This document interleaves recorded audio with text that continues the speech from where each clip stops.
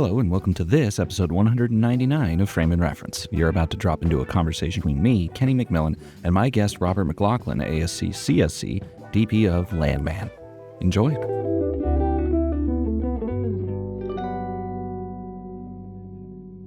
Just recently, like a couple days ago, the Corridor Digital people down the street here in LA made a video about, they're watching VFX stuff.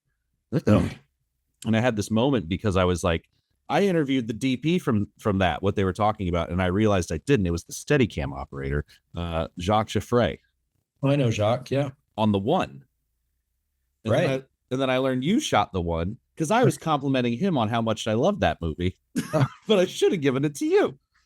Yeah, Jacques did a few days on it. We didn't use much Steadicam on that show, actually.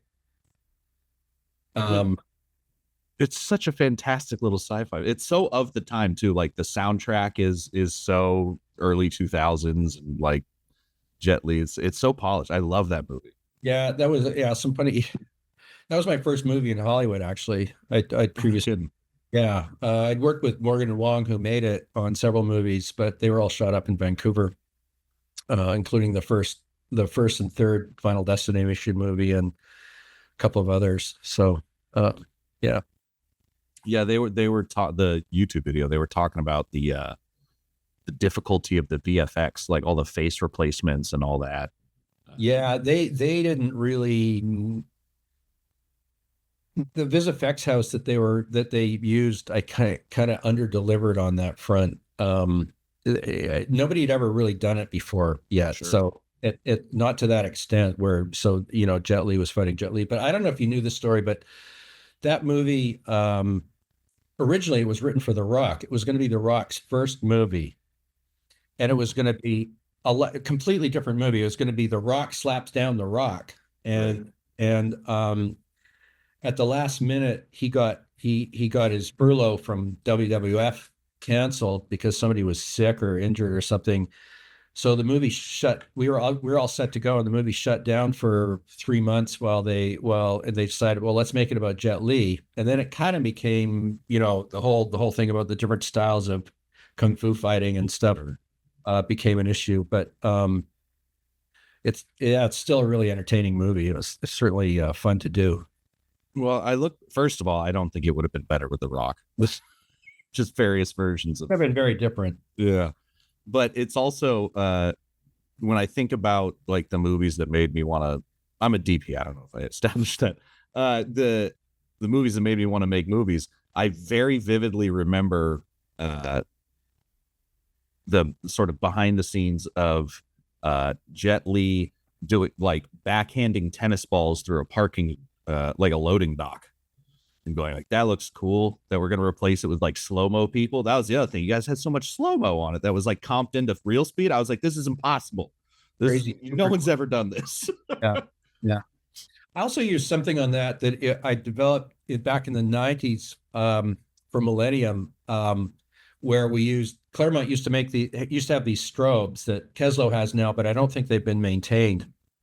And they fired for a 50,000th of a second at whatever point in the 1/24th, 24 frames a second point of the shutter being open that you wanted it to. I usually put it right in the middle.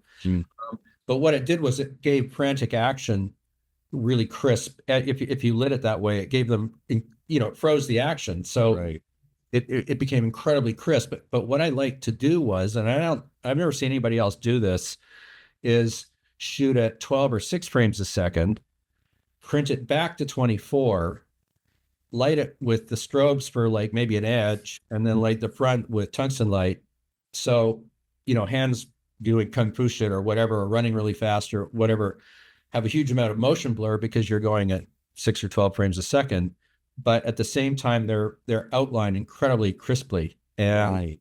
Some of the stuff where he's running down the street and stuff looks like it was VisFX, but it was actually entirely done in camera. Interesting. Well, and that's something that probably they would want to step away from now because visual effects are so common. But at the time, that would have that was a big deal. Yeah. Right. And the other thing was that I convinced them when we were in prep Oh Brother, Where Art Thou had just come out, and doing digital intermediates and color timing that way.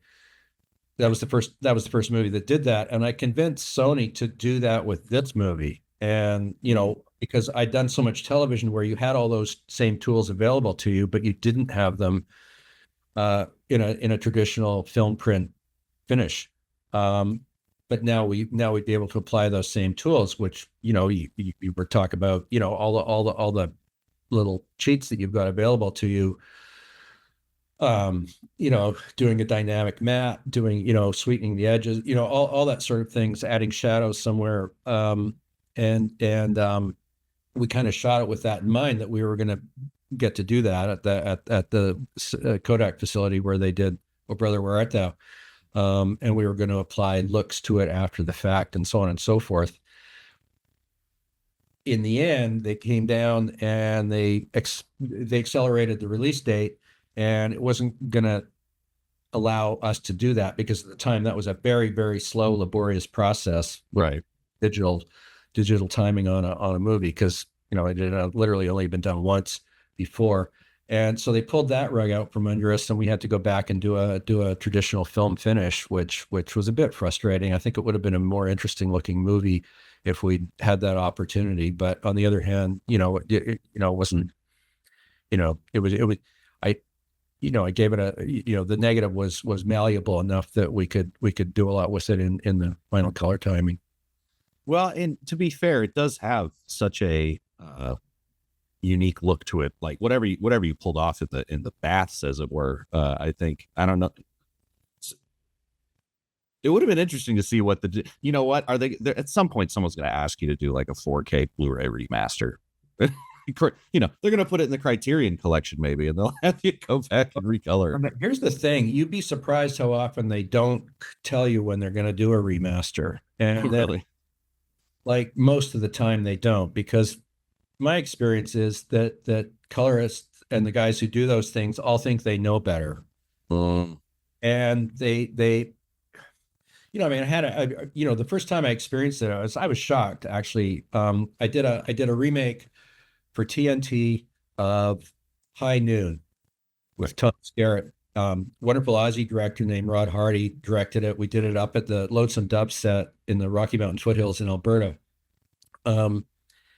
And we wanted to, the producers had gotten hold of the original script for High Noon. They didn't have any other rights to the music or anything else, but so we remade that script, which is a very good script, obviously. And the original version with Carrie Cooper was shot over, if I remember correctly, it was shot over like 45 days on a backlot in Burbank. We had 18 days on a practical Western set that was prone to all kinds of, we had a whiteout blizzard day 1 and day 18, just to, we're up against it. But one of the things the director and I wanted to do was to desaturate it as much as we could. And we showed them some tests that we did ahead of time in the grade, and the studio said, nope, no way, nope, it's got to be color. So instead, what I did was we started it in color, full on color. We shot more or less in order, very much in sequence. And as the story went on, every day I had the colorist pull a little more color out, so nobody noticed we were doing it. So it started in color, and when things start to get really grim for the sheriff, we'd sucked most of the color out of it. And the other thing that helped us with was weather-wise, because if it was a gray day or a sunny day, that really affected the vibrancy of the colors in the set and stuff. And if you're desaturating it, it made it a lot easier to match that and just have the consistency, because here's a movie that takes place over 1 hour. Right. So, that kind of maintaining that kind of continuity is always a headache, and pulling the color out helped us do that. So it finished. They found out what we did. They thought it was fantastic. They put me on camera talking about it and all the EPK kits and stuff like that. And they were so happy with it. They struck a print. I had Dan Muscarella at Photochem do the print for me. And we I think it was still a photochemical process, but we did a bleach bypass thing with it where we were able to slowly draw the color out. Had a big screening in Hollywood. All the actors and everybody were there. Looked fantastic. Yeah. Then they asked me to come in and do the commentary for the DVD. And I got there, and the guy at the guy at the DVD mastering place, it said, "Oh, you're going to be real happy with the picture." And like I went through it and I talked through it about how we did this process with the picture. He says, "You're gonna love it. We got all the color back in it. It just looks great." And it was like, what the fuck? Right. Um, and that I'm not sure that I'm pretty sure I don't know if there's a Blu-ray of the one out there, but nobody talked to me about it. They typically don't. I think part of it is that some DPs insist on being paid to sit in on do it, which is counterproductive because now they just simply leave us out of the mix anyway, and it's insulting, and it doesn't do anything to help the movies. They look a lot worse than they ought to. Yeah. I mean, that is like the one that comes to mind immediately is the Matrix. Obviously, the difference of Bill Pope's intended grade. Same thing with Seven, the new release of Seven. All this Oh my God. people talking about like, oh, this was supposed to be. This isn't how I remember it. And Fincher's like, because you watched a shitty contact print. Like this is, or whatever, release print. And I didn't. That's not how this was intended. Same thing with the Matrix. It wasn't supposed to be that green. We had to bring it back. But it's only the 4K, not the regular Blu-ray. DVD's a little bit closer. Oh, this 4K release is a little bit. The color grade is where I feel like all DPs can either win or die. And it's. I hadn't really thought about re-releases being that much of an issue, but you're so right. Well, you'd think they'd go back and look at, you know, you know, ideally the original print or something like that, but they don't. They go in and they treat it as a blank slate and their opportunity to become creative, and they have nothing to do with it. And I don't want to disparage colorists because they're also our best friends. Yeah. But when the studios are doing that kind of thing, they I think they get it wrong more often than they get it right. Right, because they're also trying to, especially if they're going back to a film that's maybe like a decade or more old, they're gonna try to color it to today's sensibilities and not at the time. Very much so. You're absolutely right about that. And, I was thinking about like I had a Criterion edition Laserdisc of Seven, which I think looks and Fincher's commentary on that version, by the way, is incredible. So is the production designers. But it's really interesting to see what happens because then they went back and remastered it for DVD and then they remastered it for 4K. And even when, I'm sure Fincher was involved in it, but I felt like that Laserdisc looked a lot more like this stunningly good print I saw in the theater when it came out.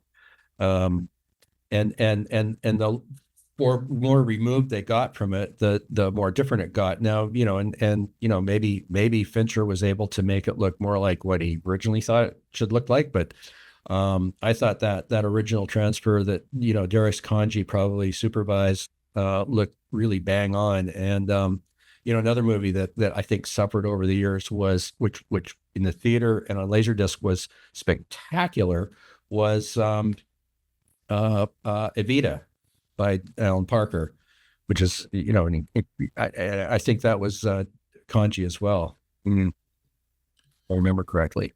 Yeah, I feel like if Fincher given enough time, he would just meddle incessantly with to be fair, he is probably the greatest master of like using the tools in post to get his totally agree production side, so like getting those two sides, but getting aesthetic perfect. Yeah. Well, I have a director friend who did a lot of House of Cards, and he said the first time he delivered a cut, it came back with 37 notes, and he saw it to 37, and he went, "What the hell?" But only one was about something he had done, and all the rest were requests for reframes, right? Like minute framing adjustments because they shot, they overscanned the whole thing. The way they shot, they always had the mic right in the shot so they get great sound because knowing that they were going to paint it out. Right. It's actually from House of Cards that I learned to do that in all the I guess you'd call them industrials or whatever, but all the corporate work I do, I mean, it's not like they're framed that wide anyway, but if I do want like an interesting wide, B camera or whatever, I'll just chuck it in there. I'm like, all you gotta do is pull. It's one of the greatest tricks I've learned for, modern, easy editing, or digital editing, as opposed to Right. film school. Right. But I actually interviewed, the DP for House of Cards. He's very nice to me. Crap. There were quite a few. Well, that first season, I keep trying to say Vanya. It's not Vanya. Did he also work on that? But then he shot. Oh heavens! Even yesterday, I've been terrible with names, and I've interviewed him twice. I feel really bad right now. But anyway, that you actually. So I was gonna say first season House of Cards, obviously great, but to your credit, my favorite season of television, I think Andor's pretty high up there. First season of Westworld might be the best season of television I've ever seen. It was pretty darn good. That had to have been quite a journey because you guys didn't even know what was going on half the time, right? That was a tough one, because they didn't. It was a weird vibe on set because they didn't. I think the production designer knew that we were shooting multiple time frames at the same time, but they didn't tell anybody else. They didn't tell me. They didn't tell anybody. And there was a case where the costumer got a royal bollocking for putting the wrong belt on Dolores. It was some, I want to say a red one instead of a blue one. And she said, and they said, no, it's supposed to be the red one. And but she was just in the blue one in the last scene. And they didn't. Oh, for continuity. She's like, that's not the right continuity. Yeah. She was doing her job and she got chewed out. And they said, don't ask questions, just do what we say. Oh, geez. It was an odd vibe. But the production design was, Zach's production design was exquisite, and obviously the acting was outstanding too. So that was a real pleasure to do. Well, and it was. I'll tell you what wasn't. What surprised me. It was going to be. They had trouble finding DPs who shot a lot of film for that because they shot on film, and I was just coming off of. I actually turned down season 6 of Game of Thrones to do that because I'd been away, for half of every year for the last 5 years, and it was shooting 20 minutes from my house, so it seemed like a good idea, and I was excited to do film again. That discipline of film after however many years. I hadn't shot film since 2009 on a series up in Vancouver. And you know what? It took me about 3 days before I thought, this is stupid. This is dumb. It ate up so much time. We needed so much more light. I was well accustomed to shooting with Alexa at 800 ISO. It's a stretch at 500 with the latest Kodak film stock. We were going through absolutely miles and miles of it. God knows how much more it costs to do it that way.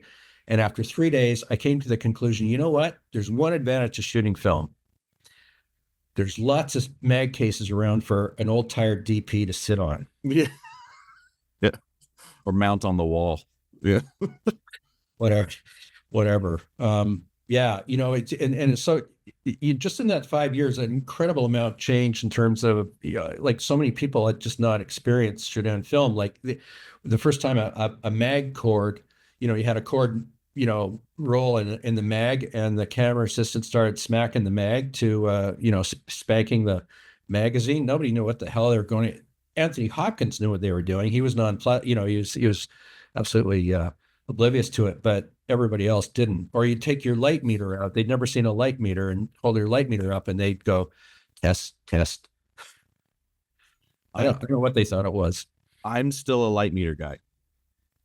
I carry one, or I have one with me on set simply because, I know the camera's going to react the way it's going to react. And if you don't have time to get your monitor up, a DIT up and stuff, shoot with a meter. Just can't go wrong with light meter. Well, and for me, because I'm not, I'm either shooting documentaries or, Uh-huh. like I said, like corporate shit or whatever. Don't don't knock corporate shit. I did corporate shit for a long time, Oh, it pays the bills quite well. well, but here's the other thing. I tell young filmmakers too. Don't feel bad about doing that stuff. Don't feel like you're slumming or anything like that, because you don't get better at being a cameraman by watching movies or thinking about it or reading about it. You get better by doing it. And it doesn't matter what you're doing. If you're shooting it day in and day out, because I did that stuff, and all my friends who'd gotten into the union or were working on big features and series and stuff looked down their nose at me with my little company making their own little industrial films and stuff like that. But I was shooting and I was shooting and I was shooting. Along the way, I got hired to shoot, actually 40 years ago this summer, my first feature film, shot on 16 millimeter, got blown up to 35, got a big theatrical release. Yeah. Um, but when I got my real break, and my real break was being hired to do second unit on the original MacGyver, which was the biggest show on network TV at the time. A few guys had gone before me. They were looking for somebody local. They were shooting up in Vancouver at the time, and most of them didn't last long. But it's that like that Malcolm Gladwell thing about that you're putting in your 10,000 hours so that when you get your break, you don't blow it. Because a lot of people get breaks, and a lot of people it doesn't do anything for them because they shit the bed. Right. And it just so I don't care what you're shooting commercials for some crummy pizzeria or something down the street. Every time you do something like that, you're going to learn something. And I just don't think there's any substitute for shooting. Now, in my case, I was shooting on film because they hadn't invented digital yet. And that was very handy because a 400-foot roll of 16 millimeter film cut, by the time you bought it and processed it and printed it, was probably about $400. Right. In $1980. That's a lot of money. So if you can get somebody to, now you can go out and do it, learn, shoot, play around and everything essentially for free. But it doesn't matter. I think being on a job and shooting something where you are trying to, and I'm sure you always do, anybody who does this, or else why do it, is make it look as good as you possibly can. It's going to move you forward. It is going to prepare you for the day when somebody calls you up and says, hey, will you come and do second unit for me on this movie or whatever? And you're going to do a great job on it. Yeah. You know, what's crazy is you almost exactly laid out what happened to me. I ended up working on the last Bruce Willis film ever made, which, is all right. But yeah, 100%. I have pretty much one corporate client at this point who I've worked with for like 4 years. And he always trusts me to just, every time I'm like bringing a new tool, trying a new thing, like Lau gave me new anamorphics. I'm like, we're going to shoot your next testimonial anamorphic. He goes, I don't know what that means, but sounds great. Good. That's perfect. But yeah, it's you're not going to get to do otherwise. So you can experiment and learn and know what works and what doesn't work. Well, and I feel like it used to be, you can correct me if I'm wrong, but I always kind of asked DPs about like the sort of 90s, early 2000s sort of music video boom, because that seemed to be where you could do a lot of testing, try out a lot of new stuff. Whereas nowadays there's just no budgets for that. So you kind of have to do it on your own. Right. Exactly right. But again, back then it was film, so it was like inexpensive to test stuff out, and now it's essentially free. Yeah. Was your film company called Omni? Yes. Yeah. Still in business. It's I founded it in 1979. Last time I dropped by to say hi, they had 36 full-time employees just to keep the doors open, including in-house counsel, distribution, not counting their productions. They got heavily did some dramas, but mostly Discovery, Nat Geo, that sort of thing. Gotcha. And you started that for like doc sort of work, or was that more like I need a company so that people take me seriously? Because that's also what I did. Well, I picked up a couple of jobs as a camera assistant, but I didn't really know what I was doing, and I was terrible at it. But I had a 60 millimeter camera, and I was able to get people to hire me to make their little TV commercial. I made, hundreds of TV commercials and industrial films, documentaries. Then I hooked up with this fellow, Michael Chechik, who made, nature and wildlife advocacy films for Greenpeace, which had, back when it was a tiny grassroots organization before it became this big corporatized thing. And he had a Nagra and a Steenbeck and editing machine, and I had a camera. And so anyway, we kind of joined forces, and he would do sound, I would shoot. We take turns directing. And the company grew and grew, and then I kind of got to a point where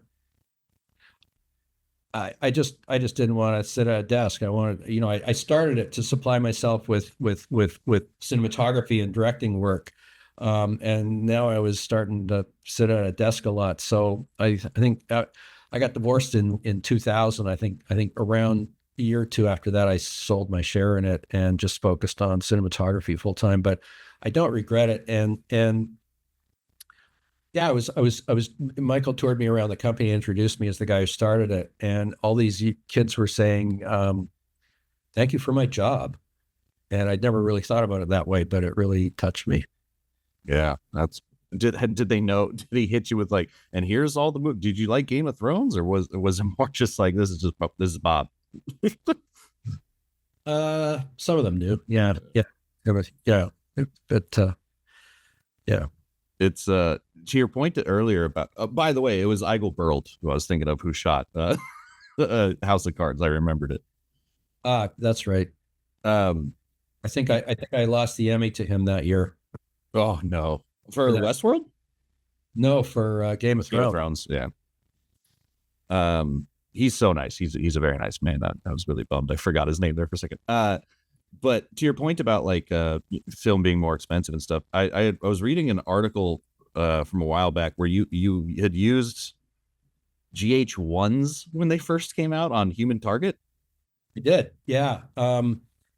It just that was the year that they, the whole thing with SAG and AFTRA, and there'd been the SAG strike, which really accelerated the switch from film to digital. And Red had just dropped.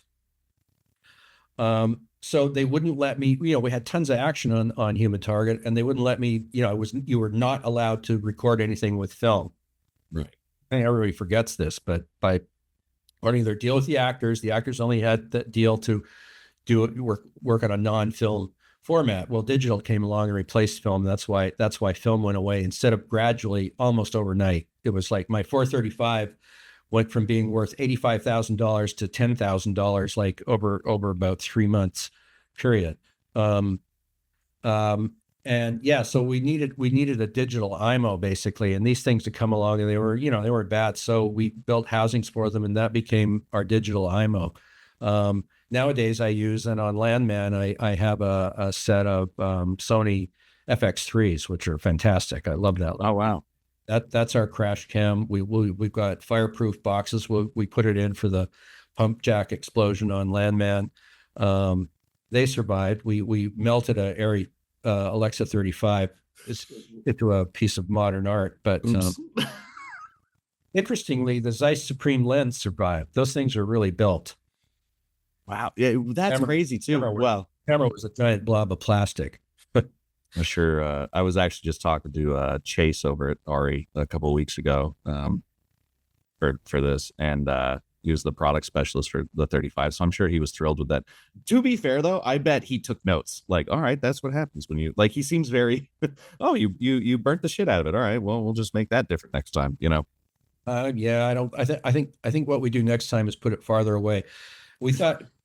We were 100 feet from that fire, which was done, the pump jack explosion on Landman, and which was 100% real, no vis effects at all, and none of us were prepared for the heat that thing threw. Absolutely. Yeah, you've been around a lot of explosions in your career. Quite a few, yes. That's funny. I mean, it's a big acid explosion in that one, but yeah. Well, one of the wonderful things about working with Taylor Sheridan is he just wants verisimilitude. He wants like the standing rule is if you're going to use a drone, it's got to look like it was done off of a helicopter, and it's not a drone. It's like, and I think limiting yourself. Now the audience knows you can do anything. So the question you have to ask yourself is, how much don't we do to keep the audience as engaged in the story as we possibly can? So you also watched the director's commentary for the game. For the game. I don't know if that's a known quote, but I stole that quote from David Fincher from the director's commentary for the game. And it's the number one question I ask when I run out of questions on this show. What didn't you do? Well, it's so illustrative of like, it's the best question because it's something I never thought of for film school, the 10 years after, like but it's so, it makes it so much easier to conceptualize something when you go, okay, we're not going to do Michael Bay FPV drone stuff. We're not going to do handheld. We're not, it cuts the branches off the decision tree and makes everything so much easier. Right. Well, actually, speaking of decisions, working in Taylor Sheridan world, we were issued a style guide, the Bosky Ranch style guide. This is how we do things. And I think, some directors would probably find it limiting and frustrating. But it's actually liberating knowing that, all right, we're approaching the scene. We're going to shoot, we shoot with 3 or 4 cameras all the time, 3 cameras minimum on Landman, unless there's some action. And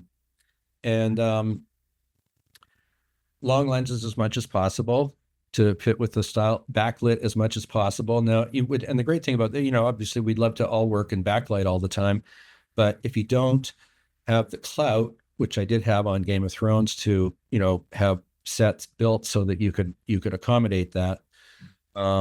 Which I think the best example of doing that was the season finale of season 5 when we were shooting in a old bull ring in Spain, and so we had a circular set and we scouted it in June. We weren't going to be shooting it until December. But the art department had a lot of work to do. And I saw the plans and, there are all these entrances into the bull ring. I don't know if you remember the scene. It was the first time Danny flies on a dragon. We had like 800, I don't know, several hundred extras. Our days were going to be really short because it was December and we were only going to have sunlight in the ring from about 8:30 in the morning till about 5:30 at night. So, and it was a massive scene that required hundreds of setups.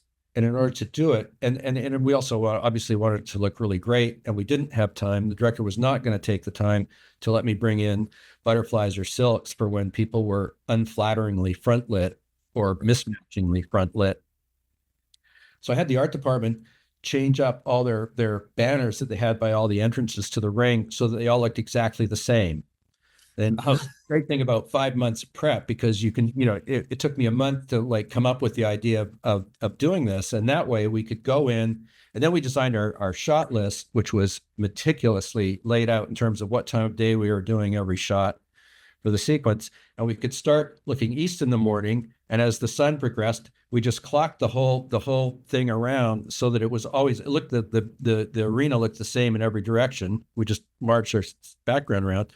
Now you're backlit all day long and you don't have to do anything to make it look great. Right. And in fact, I had one close up of Emilia Clarke where I did have to, right at the end, there was no way around geographically that we were going to be able to cheat it. She was very unflatteringly front lit. And I did bring a butterfly in and then added a backlight, an artificial backlight to her. And you know what? It kind of sticks. I think it sticks out like a sore thumb. It was a good compromise, and at least I didn't have to do that all day long. And in any event, the schedule, the time would never have allowed us to use the I had big, huge butterflies on equipment just right there, but we didn't have the time. We didn't even have the 5 minutes it would have taken to put them in. It was a sheer flat out sprint from every morning for 8 days on that sequence. Watch it. Well, a lot of your work has been sort of managing daylight. I feel like you do a lot of exteriors. Yeah, I mean, I think it's probably 50-50 and yeah, that's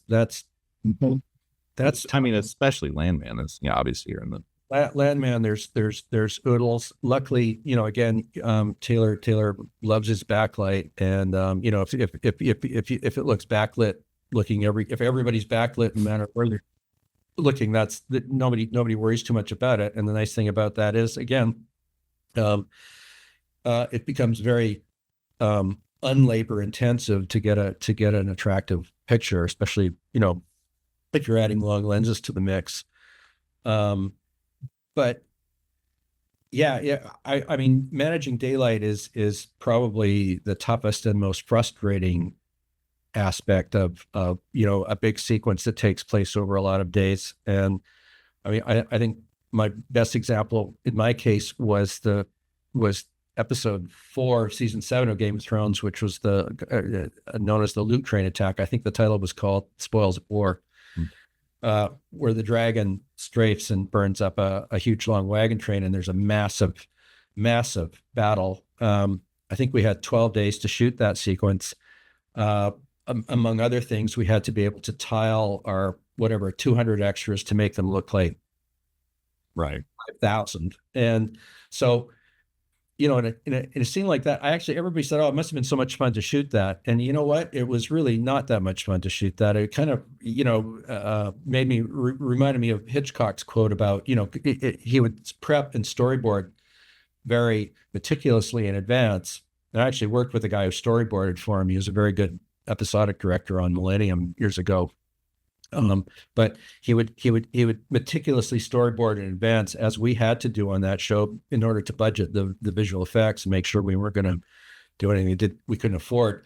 So all the creative work was done in advance, and when you get out there, it's just a matter of like now doing it. But for me, the most excitement I had on that scene, I think, was hoping that the light wasn't going to change while we did these huge wide shots to tile everybody, because it just wasn't going to. It would never have worked if you got a cloud halfway through tiling, 400 guys, marching them down the battlefield, that sort of thing. right But that was what, my ace in the hole on that was that there were going to be these fires. But once the battle started, there was going to be a huge amount of fire, so I'd have a lot of excuse to use a lot of smoke. So I got them. They got a couple of huge U.S. Navy surplus smoke screen devices, put them on pickup trucks, and we built a 1 mile road around the battlefield so that they could drive wherever was upwind, so that it would drift over. And then you could, if we got a cloud or whatever, it would feel like it was smoke. And if we got sun came out, we could just turn up the smoke and blot the sun out. So that's where the creativity in terms of trying to maintain consistency over a scene that takes place over 10 minutes, but you're shooting it over 18 days or whatever it was in that case. Yeah. Do you approach, just thinking about exterior, like, if we're talking Game of Thrones exterior versus Westworld versus Landman, obviously each show has their own look, but is there kind of like a unified approach you take to exteriors and stuff? Because I feel like they're all, like you said, like backlit. Is it just like a bounce thing? Because I feel like everyone it's kind of like Moonlight, where like everyone has their own way to do Moonlight. I feel like everyone has their own sort of daylight, just natural-ish looking exterior plan.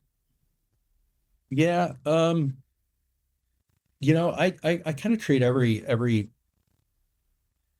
show and seeing according to what I'm going to have to work with and what I'm going to find when I get there. And I've used this analogy a few times of employing Napoleon's battle plan, which ostensibly somebody once asked him, before a battle, what the plan was. And he said his plan was to go there. First we'll go there and then we'll see what happens.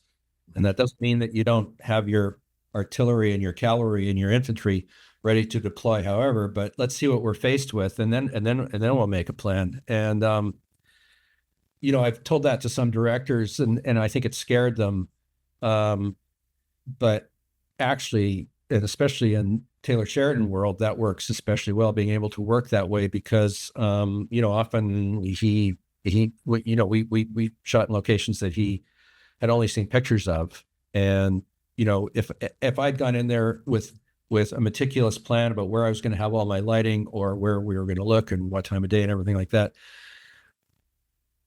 often as not, you have to throw that out the window. And then what are you going to do? So it's great to have a plan A, but if you can pivot easily and quickly, and and this is also where, having done this for 40 years, you kind of you forget a lot of stuff until you need it, and then something comes bubbling up, and you draw on some experience to get you out of a pickle. Yeah. Well, and to your earlier point about like corporate stuff or industrial documentary, I feel like that's where you build those chops. Like if you're always in pre-production land and always have like an exacting plan on a set, when you're thrown variables, it's not as easy to pivot. Right. And yeah, that's, and the other thing when you're working on those kind of things is you don't have a lot of resources. You don't have trucks and trucks and trucks of equipment and 20 grips and 10 electrics and, a huge camera department. So you learn to make the best of what you've got. And, that still informs the fact that I shot for my own company and with limited resources, and I had to make it look as good as possible so I could get the next job, but I also had to do it quickly and as efficiently and with as least equipment as possible so that we could keep the lights on. To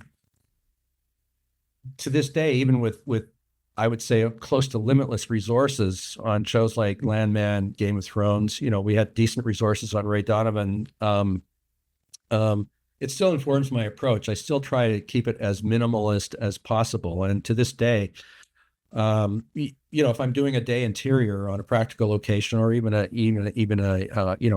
built set, I'm never happier and with the results than if I can light it just with lights from outside the set and there are no movie lights inside the set. It's always the most successful artistically and I think story wise. Well, and it's I know we brought up a bunch, but I feel like that's the sort of Fincherian thing of like minimal care when you can, and also like if we have 18 hours to shoot, 16 of them need to be acting and not fussing with cables and putting up stuff, and Very much so. Yeah. And that, if you want to work a lot as a cameraman, and I mean, I've been very fortunate. I mean, there are quite a few years. I mean, if there were two of me, we'd have been working 100 weeks a year instead of only 50 weeks a year. But, and I've had a, good choice of some of the stuff that I do. People have asked me, they think it's, I don't think of myself as that great a cameraman, but I am very adaptable and I'm very time and budget conscious. And I think to be a successful cinematographer, you need to be some kind of a package of all of those, unless you're, I don't think there's very many movies being made now where you can have the kind of time that my older mentors told me about, when they were working on The Godfather or Mutiny on the Bounty and or the original True Grit, stuff like that. Or even when I was operating my brief operating career for some big time Hollywood DPs, just looking at the kind of time that those guys took to light a set and were completely oblivious to the clock and anything else. I just don't, I think that those days are over for 99.9% of us. Well, and this actually brings up something that I experienced recently, which was I got put as the main DP on a documentary about this Spud Webb famous NBA player, and my friends. I'm going to say all this, but my friends are the producers. Like, I love them. This is not like disparaging to them, but they were giving me a whole lot of like, this is going to be really low budget. Half the reason why they picked me, this is gonna be real low budget, let's not get crazy, blah, blah, blah. And then I started operating under the assumption that meant I needed to save all the money possible. So I wasn't asking for things. And then after a while, like I'm sitting there with a massive gimbal, like in a ring and stuff, just Hollywooding it. And afterwards, my producer buddy goes, why didn't you ask for an easy rig? And I was like, you told me no budget. Well, I'm supposed to be.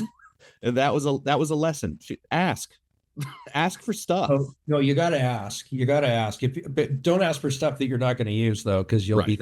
that guy. You'll be that guy who took a 50-foot techno and a 15-footer would have done just fine. You don't want to be that guy, but yeah, no, you absolutely have to ask.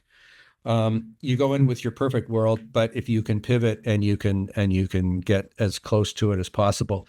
Um, and I find that the best argument for it's not.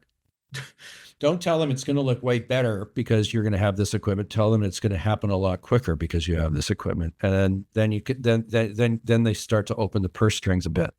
Right. Yeah. It's I don't know why this just occurred to me. It was you said you're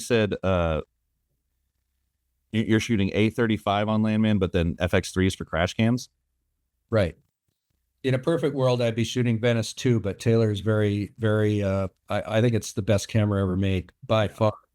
But Taylor's very loyal to people and equipment that have served him well from the get-go. So that's what we're using. I did introduce them to Zeiss Supreme full frame prime or large format primes last year, and now they used them on the finale of Yellowstone last summer and Madison, and we're back with them this year too, which is a good thing because they're spectacular lenses.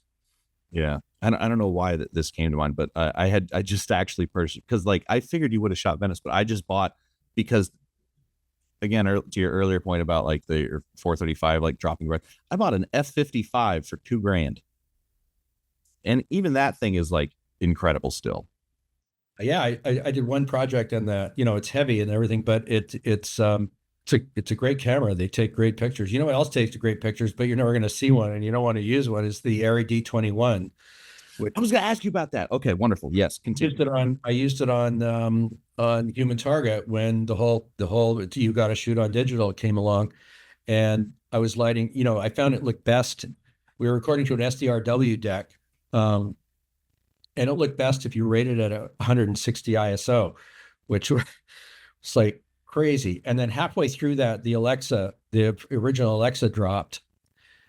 I got Denny Claremont got me one to test. We all looked at it. The producer looked at it and managed to talk Fox into letting us switch cameras halfway through the season. And it was mind blowing because my set went from being lit to 160 ISO to 800 ISO.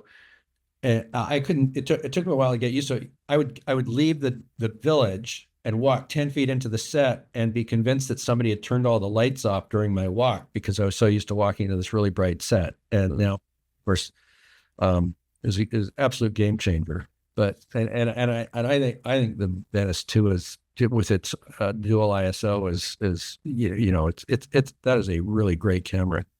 Do you find I'm always fascinated by this because there's a lot of, I suppose, audience discourse about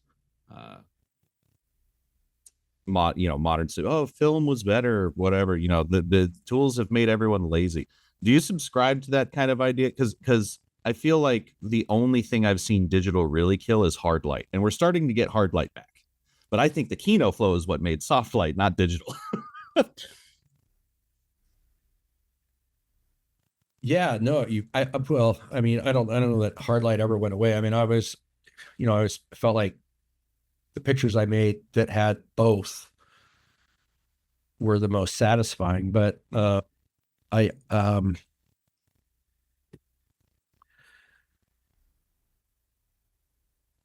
yeah, just I lost my train of thought. I'm sorry. Oh, no worries. I didn't really ask a Where were question. we? Yeah, it was yeah. Go ahead. Let's see. Well, yeah, oh no, that's where it was. I was just gonna say, like, do you light different for digital? Because you can have that dual native ISO. You can go with just right. Whether it's made light. Whether it's made us lazy or not. Maybe not lazy, but just like, do you find yourself going like, oh, I don't have to do that? Or do you play to the strengths of digital versus like shooting the way you would shoot on film, I suppose? I think, I was just remarking to someone on the crew about this the other day who wasn't around before this technology was available to us. Like I have single channels where I can control the iris right in front of me at the monitor. Um, so here's a case where the fact that you can ride the stop remotely, as opposed to riding on the camera and getting on it and having your hand on the lens, which if you had to do a stop pull, I mean, it was that was so egregious that you almost never did that. So the alternative to that was spending ages balancing your light so that you didn't have to do a stop pull, because it was impossible or almost impossible to do one. And now it's incredibly easy to do that, and it's imperceptible. That speeds up production a huge amount. I don't think it makes you lazy. I've embraced digital from the time the Arri came out. Basically, the Alexa, like, and I'm on the same. I think Roger Deakins would say the same thing. I mean, I said film, film, film, film, film, film, film, and then Alexa came along and it was like, oh, this is pretty good. Right. And it requires less light. There are so many advantages to it, but what it means is that you can make a show with the production value of Landman in 10 days. And once upon a time, that would have been 20 days at least. If you were shooting that on film, traditionally, if you were going back, like, say, 15 years, and shooting with the technology that was available at the time. So no, I don't think it makes you lazier. I think it makes you more efficient. Oh, you know what? You're right. That I think that's what spurred that thought, was just the idea of if you're good at it, it'll be efficiency. If you're bad at it, it's someone over your shoulder going, we got to move faster, and then you start dropping stuff, I suppose. But yeah, the thing about like buying that F-55 is I was comparing it to Alexa footage, and I was like, we really have like you're saying, like the Venice 2 is one of the greatest things ever made, but it really is tools that it affords you, not the look. The look has pretty much been great since about 2012 when the Alexa first came out. Mm-hmm. It's fascinating because I don't know. I'm a nerd, so I love like the idea that technology's this good. Yeah, I mean, I kind of, I used to understand, I could tell you how to, I could pull a camera apart and I could tell you how film, what was happening photochemically with film and stuff like that. And the longer I do this, the more I've kind of gotten to the point where it's just like, I don't care what happens inside that box, as long as it looks like what I want it to look like when it comes out the other end, after I've pointed at what I want to point it at. Right. And, yeah, I'm not at this point. I'm not, it's more about, the artistic side of it than that's always where I've gotten my most job satisfaction anyway. I mean, I've got a huge collection of frame grabs I've done from shows that,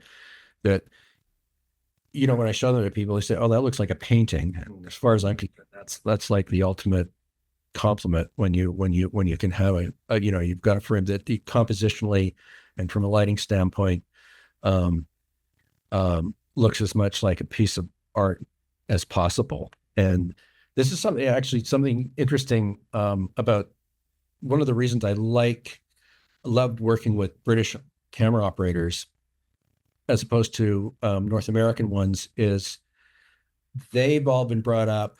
And I was just in London in December, and sure enough, there were like classrooms full of kids being herded through by the docent, being lectured about, it's part of their education, their upbringing is to be fed a heaping helping of fine art growing up, and to the point where one of my first days on Game of Thrones, we were setting up this kind of prosaic shot with some, there's an arbor and a broken wagon. And I looked at the operator. I said, Dave, we're going for a John Constable here.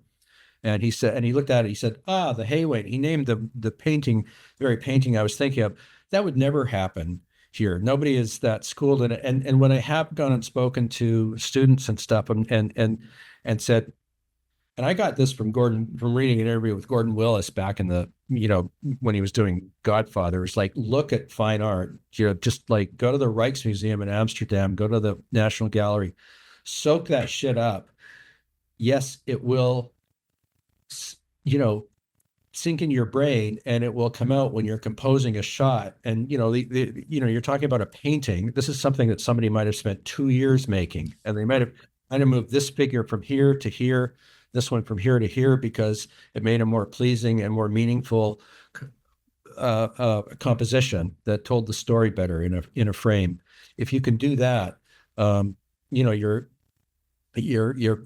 gold on set. And again, you've got to be in a milieu that allows you to do that. And we had that, for instance, on Game of Thrones very much. And I'm really proud of some of the images that we made on that. It's a bit different working when you're working with 3 cameras all the time. But again, a good proactive operator will go in and quietly manipulate things as much as they can to so that they can go home feeling like they've created, something approaching art. Yeah. Well, and 5 years ago when I started this show, I interviewed Tim Ives. I brought this up before. And he's great. And I was asking about references for the show he was on, and he brought out a stack of photo books. And we did about a 10-minute show and tell where he was showing me all these photo books. And I turned around and all the ones that weren't, like $400, I went and bought.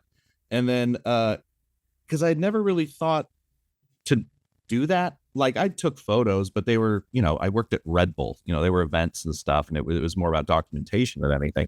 But I never thought like, oh, photography informs film, which sounds crazy, but I always thought of them as 2 separate art forms.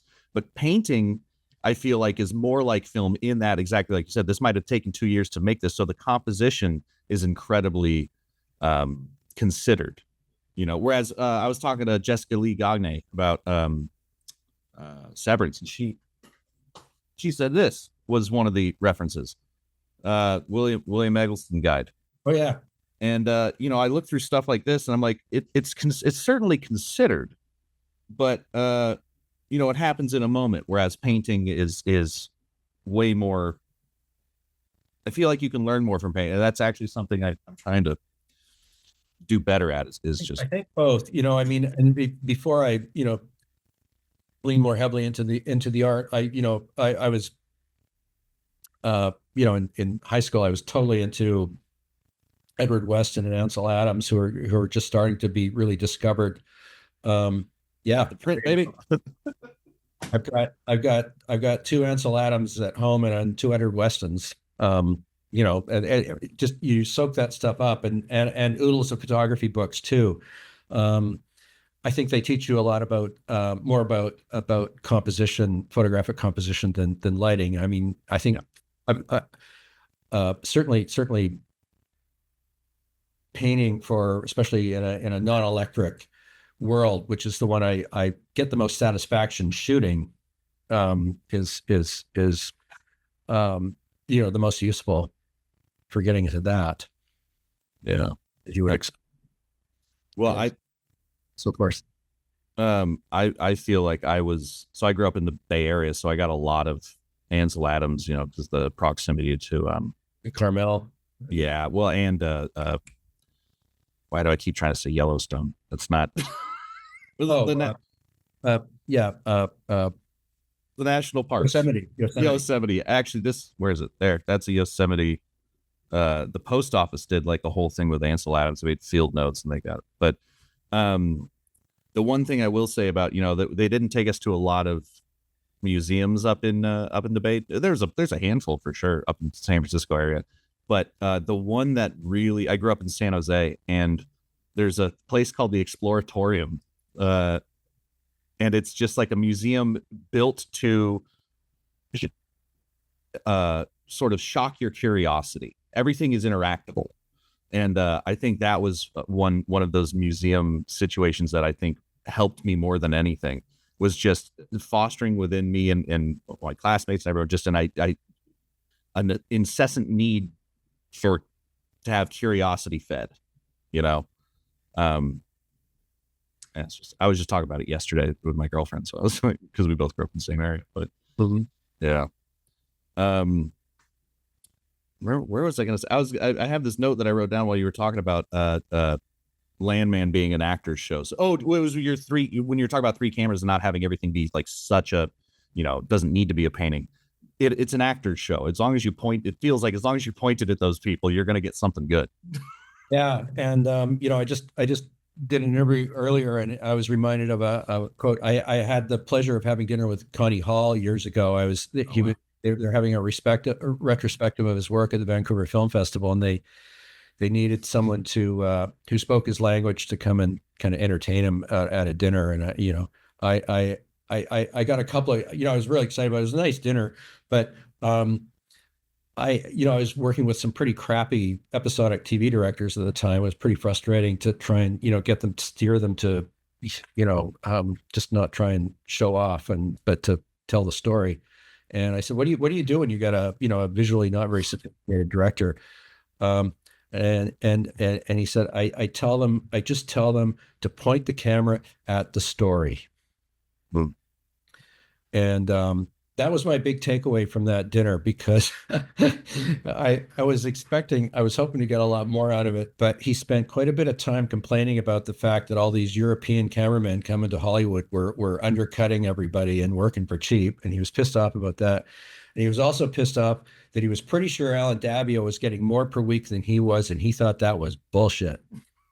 So it's nice to know that, you can be at that level of working, and, you're just the same as everybody else. It's fun. I know I've held you for the hour. I really would love to have you back on the show, because I feel like you've, not to toot your horn too much, but I feel like you've touched every era of every movie or television show that I've ever loved in the past 30 years. So I could ask you quite a few questions, but my sister just texted me. I have all my notes on my phone, which is random, so of course I'm getting distracted. My sister just texted me and said she bought us tickets to go see the new Final Destination movie in a couple hours. And I guess I'll end on shooting the first Final Destination. You set off maybe you and whoever shot Saw probably set off like two of the greatest like horror kind of franchises, to where now they're like part of the lexicon. Everyone knows. There was a guy driving around LA with a truck full of stumps, like poles. How's my driving? Yeah. The first Final Destination, I almost got fired off that, because I got hired on it by Morgan and Wong, who had run a season of Millennium when Chris Carter was making the X-Files series and the movie at the same time, and he couldn't handle both. And we got along really well. And they said something which, I'd heard many times before, but nobody followed through on, which was, "We love your work, and when we do our feature, we want you to do it." Because, boy, I heard that a few times, but They actually did. And they kind of forced me on New Line Cinema. It was going to be my first studio feature. And, I don't know if you remember Millennium, but it was the darkest show on television, largely because Chris Carter had so much clout. He could make the network broadcast it the way he wanted to. Right. And that got me like 3 straight ASC nominations, 3 CSC awards, a whole pile of other stuff. And it kind of put me on the map.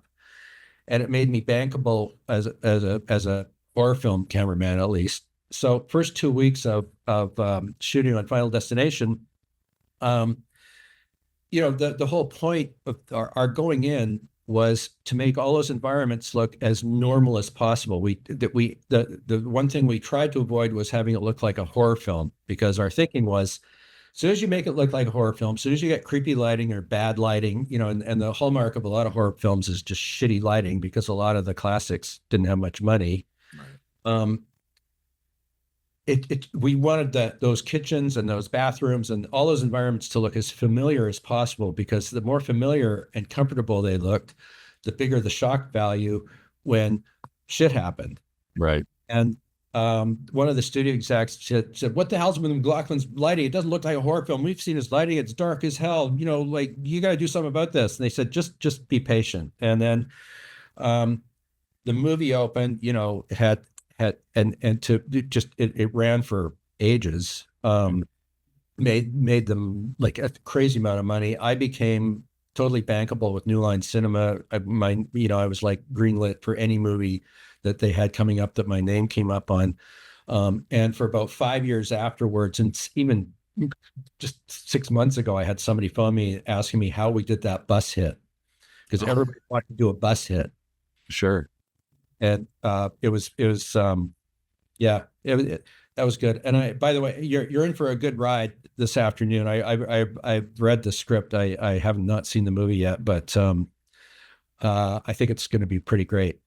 Yeah, I love the direction they've taken with just like even the trailer is just like they're so absurd, and I love, because I'm not really a horror guy necessarily, but I think Final Destination is its own category of, it's almost a comedy. Yeah, it got that way. Yeah. Yeah. Not yours, but as they went on, nobody knew what to expect with the first one. Yeah. I was at the very first test screening they did, and Bob Shea and all the New Line execs were there. And after the plane blows up in the first 7 minutes or whatever it was, and the audience's reaction, I looked over at all the studio execs, and they all had shit-eating grins on their faces. And after the bus hit, it was just like slam dunk. So it was pretty fun watching that process. Yeah, I wish I had you for long, because now I really wanted to dig into like how much like VFX stuff you've done for how little it all feels. Obviously, the one is like very VFX, but even stuff like that, how you end up going there. But I guess I'll just have to have you back on next time. I'll come back anytime you want. Just give me plenty of warning, and for the foreseeable future, weekends are the only time I've got. So, hey man, I live in Los Angeles, so I'm not working that much. But thank you. Come to Texas. What's that? Come to Texas. The documentary I was talking about with Spud, we were shooting in Dallas. He lives in Dallas, but the crews out there are great. I can't say enough about at least the Dallas crews I was working with. Well, I've got all my keys are from LA here. They've been with me since Ray Donovan, and that's part of what makes my job so easy, and how I can keep doing this at my age. Does the name John Baines ring a bell? It rings a bell, but I can't say where from. I went to college with him. His name is Jonathan P. Baines. But he was I want to say he worked in production management on Ray Donovan. Okay. For like multiple years. But I was going through the IMDb, and I was like, John worked on this? I don't follow his IMDb. We just go out and get drinks sometimes. Oh, I know who it is. I know who you're talking about. Yeah. He was in the production office. Yeah. Anyway, I just thought that was fun. Anyway, I'm going to let you go. Thank you so much for spending the time with me, man. Like I said, my pleasure. Anytime. And, I tell everybody, anytime I do any of these things, if anybody's got any questions, they want to ask me how we did, something that didn't come up or whatever, direct message me on Instagram. Okay, cool. I'll get back as soon as I can. Awesome, man. I really appreciate that. Pleasure. Frame and Reference is an Owlbot production, produced and edited by me, Kenny McMillan.